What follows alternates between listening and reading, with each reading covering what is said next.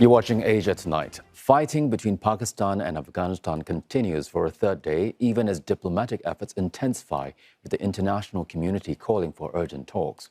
Islamabad says its forces have killed more than 300 Afghan troops, while Afghanistan's Taliban rulers say they've captured a Pakistani pilot from a jet that crashed in Jalalabad. Hira Mustafa files this report for CNA from Islamabad. Islamabad is rejecting Kabul's claims that a Pakistani pilot has been captured alive after a plane crashed in the Afghan city of Jalalabad. Pakistan has called the claim propaganda by Afghan media. It maintains that the country has not lost any jets in the skirmish with Afghanistan and that Kabul has not been able to share any proof to back its claims. This comes as Pakistan launched more strikes inside Afghanistan, targeting the capital of Kabul and other major cities.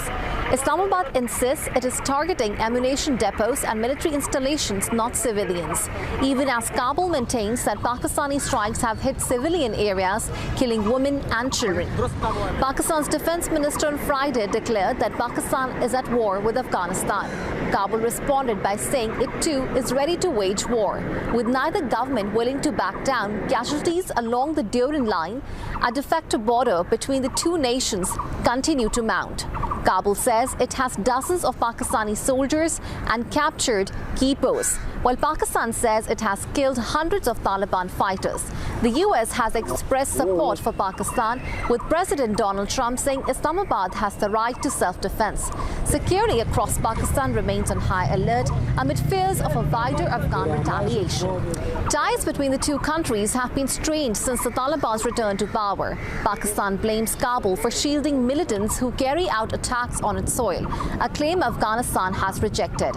In October last year, border skirmishes between the two countries killed more than 70 people. A Qatar-brokered ceasefire ended the immediate fighting, but a wider agreement between the two remained elusive.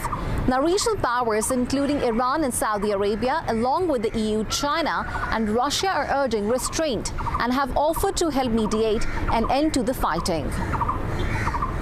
For CNA, I'm Hira Mustafa in Islamabad. Tensions between the neighbors have been simmering for a long time, and analysts say an easy solution does not appear likely.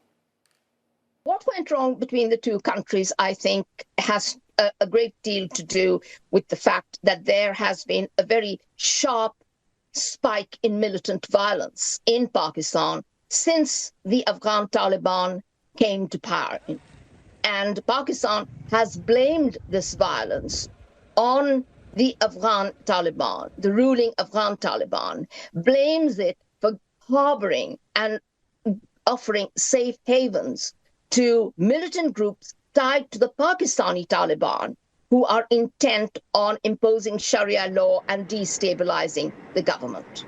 Well, I think what we are likely to see is pressure on both Pakistan and Afghanistan to cease hostilities and to try and find a diplomatic solution. It's going to be hard because both sides have tried to reach some kind of diplomatic solution, but, it hasn't really worked. The question is, how the two sides calculate the costs. I mean, both sides have much to lose from this round of hostilities. The Afghan government, of course, is basically persona non grata in the international community, still suffering from various sanctions. As for Pakistan, it's got a great many problems, not least raging insurgencies within its own borders, particularly in Balochistan, but it's also got a very tense border along its eastern front with India. And so really, if one looks at it, Pakistan can't afford to open so many fronts all at the same time.